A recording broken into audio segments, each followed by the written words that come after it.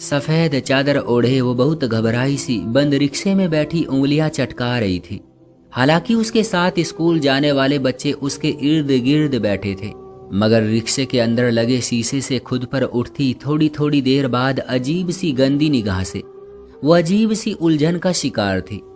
मल्लिका का बस नहीं चल रहा था कि वो चलते रिक्शे से कूद जाए और उसकी नजरों से बच निकले।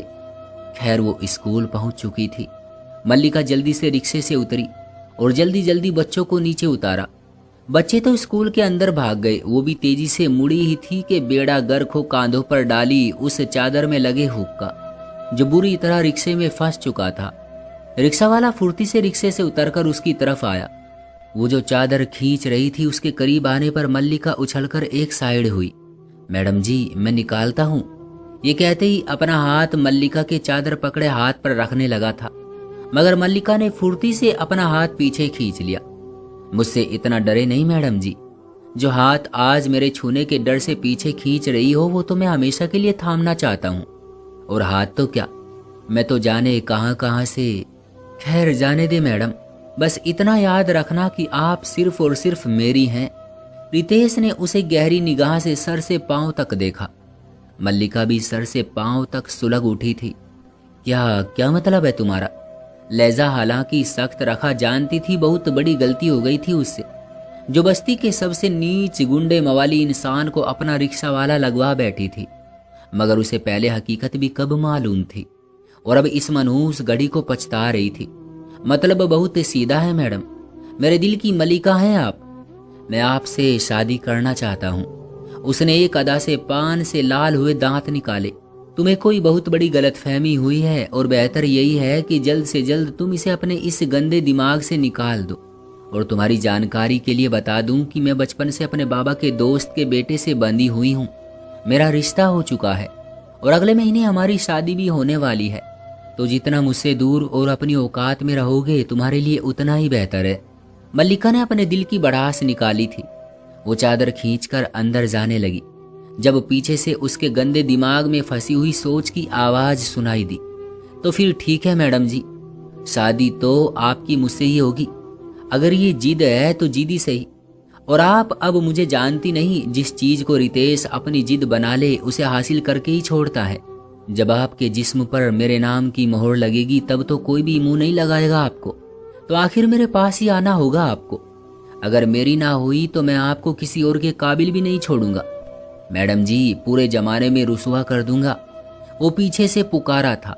मल्लिका की आंखें जेब व बेइज्जती के एहसास से नम हुई थी। कोई इतना नीच कैसे हो सकता है?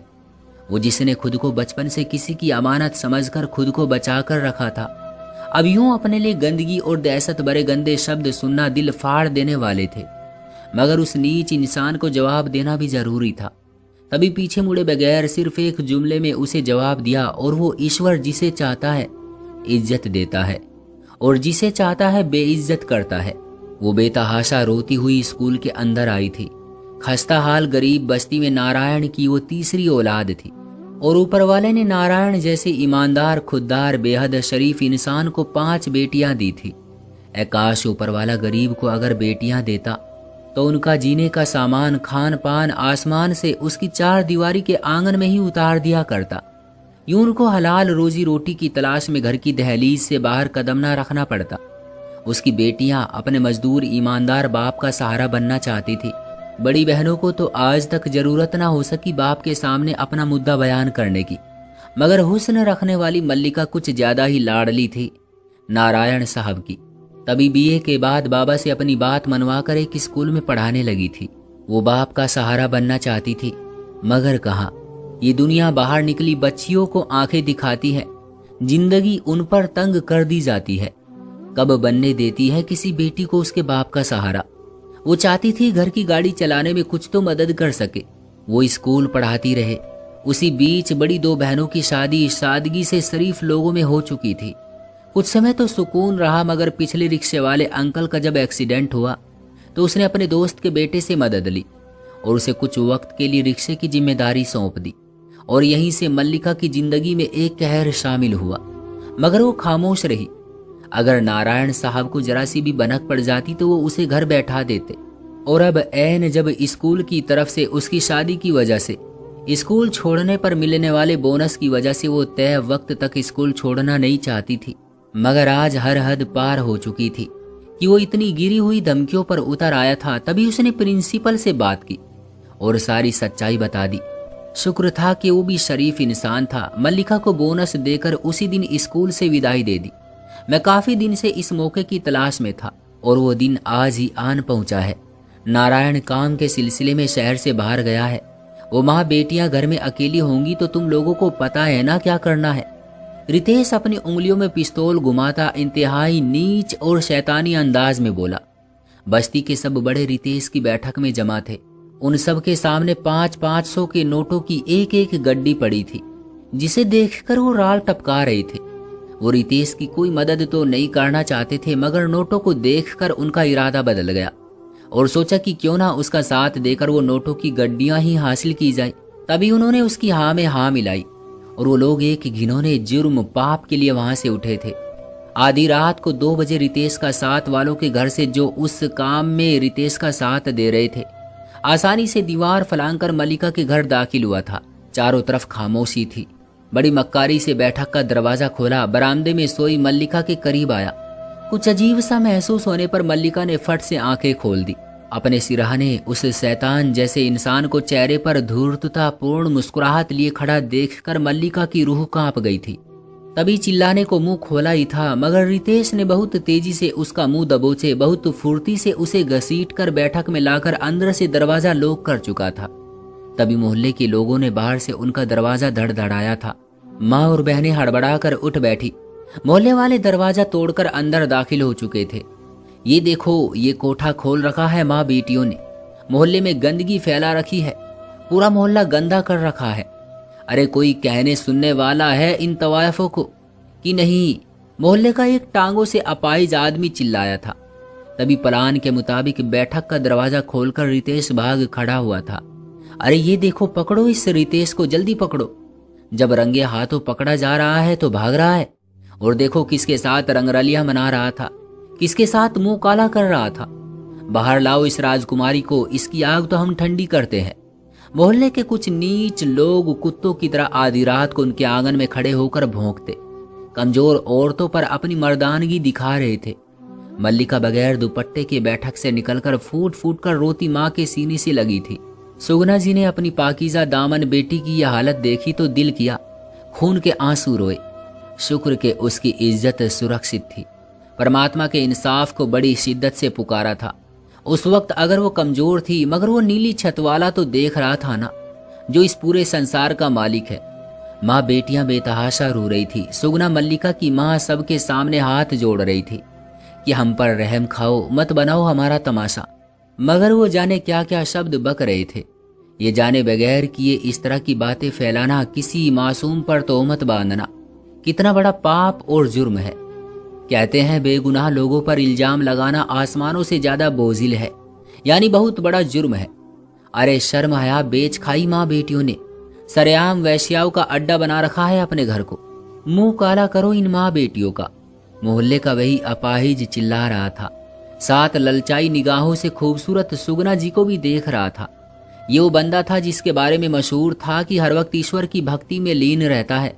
भगवान के लिए रहम करो हम पर। ये बात तो तुम लोग भी जानते हो कि ऐसा कुछ नहीं है। ऐसा क्यों कर रहे हो? मैं नहीं जानती, मगर याद रखो आज हम कमजोर हैं जालिमों, मगर हमारा ईश्वर नहीं। हमारा हिसाब वो लेगा तुम लोगों से। सुगना जी दहाड़े मार मार कर रोती, हाथ जोड़कर खुशामद कर रही थी। रितेश पकड़ा जा चुका था। वो शानदार एक्टिंग का ढोंग करता सर झुकाए मुजरिमों की तरह खड़ा था, जैसे वाकई ये पाप उसने कर दिया था। इस मोहल्ले में सबकी ही बहू बेटियां हैं, ठीक है? अगर तुम लोग यहाँ इस तरह का ये गंदा काम नहीं करते हो तो साबित करो। सुगना जी, तुम्हारी बेटी ने जिससे गंदा काम किया, जिससे मुंह काला किया, अभी और इसी वक्त इस गंदी और नीच लड़की की इसी से शादी करके इसे बस्ती से रफा दफा करो तो हम तुम्हें यहाँ रहने की इजाजत दे सकते हैं। उसी अपाइज आदमी ने कहा तो सुगना जी फटी फटी निगाहों से उन सब जालिमों को देखने लगी। मैं अपने पति की गैर मौजूदगी में कोई ऐसा फैसला नहीं कर सकती। एक मर्तबा वो आए तो फिर जो उनका फैसला होगा हमें मंजूर होगा। सुगना जी अब रोना भूल गई थी अब कुछ कुछ उन्हें इन बस्ती वालों की इस साजिश का शायद अंदाजा होने लगा था। तुम कौन होती हो फैसला करने वाली? जो बोल दिया सो बोल दिया। ये शादी अभी होगी इसी वक्त। बस ये हम सब बस्ती वालों का फैसला है। अगर ये फैसला मंजूर नहीं तो इस तवायफ का मुंह काला करके इसको यहीं जिंदा जला देंगे हम। रितेश के घूरने पर वो बुजुर्ग हड़बड़ाकर बोला था, अरे हिम्मत है तो हाथ लगाकर दिखाओ मेरी बेटी को। जड़ से उखाड़ कर ना फेंका तो बात करना। अब की बार सुगना जी शेरनी की तरह दहाड़ी थी और अपनी बच्चियों को अपनी पीठ पीछे छुपाया। सच कहते हैं माँ वक्त आने पर अपनी औलाद के लिए शेर के मुंह में हाथ डाल बैठती है। तो ये तो मोहल्ले के चंद बुजदिल मर्द थे। हमारा हुक्म न माना तो बस्ती छोड़नी पड़ेगी सुगना जी तुम्हें। यहाँ टिकने नहीं देंगे हम लोग। ठीक है, हम भी इस गंदगी में रहना पसंद नहीं करेंगे और तुम लोगों से अच्छा तो हम हिजड़ों की बस्ती में रह लेते। कम से कम इज्जत तो देते हैं वो बहू बेटियों को। तुम लोग तो उनसे भी गए गुजरे हो। सुगना जी दहाड़ रही थी और मोहल्ले के उन लोगों को सांप सूंघ गया था। जानती हूं मैं तुम लोगों के इरादे, अच्छी तरह जान गई हूं। अब दफा हो जाओ यहाँ से। सुबह नारायण आ जाएंगे तो हम चले जाएंगे यहाँ से। फिलहाल अपनी गंदी शक्ल और घटिया इरादे लेकर दफा हो जाओ यहाँ से। सुगना जी ने हर लिहाज शर्म एक तरफ रख दी थी और उन नीच लोगों को बाहर का रास्ता दिखाया। नहीं, अभी निकलो यहाँ से। बस ये हमारा आखिरी फैसला है। जंगली कुत्ते की तरह भौंकना बंद करो बेगैरत इंसानों। तुम्हारे बाप दादा का घर नहीं है, ये मेरे पति के खून पसीने की कमाई से बना है। तुम्हारा बाप भी नहीं निकाल सकता हमें यहाँ से। हमारी तरफ एक कदम भी बढ़ाया तो अपने साथ सबको जिंदा जला दूंगी। दफा हो जाओ यहाँ से। सुगना जी अब डट कर मुकाबला कर रही थी। वो सुगना जी जिनकी कभी किसी ने आवाज तक ना सुनी थी, आज अपनी औलाद की वजह से शेरनी बनी दहाड़ रही थी। जब दाल न गली तो वो लोग बकते झुकते वहां से जा चुके थे। मजबूरन रितेश को भी वहां से जाना पड़ा। सुगना जी ने अपनी बच्चियों को कमरे में बंद करके बाकी की बची रात किसी चौकीदार की तरह उनका पहरा दिया था। अगले दिन नारायण घर आए तो एक कयामत उनके इंतजार में थी। इतना कुछ हो चुका था, सुगना की बहन भी आ चुकी थी और रोती बिलखती सुगना की दिलजुई कर रही थी। मल्लिका ने खुद को कमरे में बंद कर रखा था और रो रो कर अधूरी हो चुकी थी। मोहन मल्लिका का मंगेतर भी वहीं मौजूद था। मोहल्ले वालों ने बस नहीं की थी, अब भी एक हंगामा सा था जो मचा रखा था।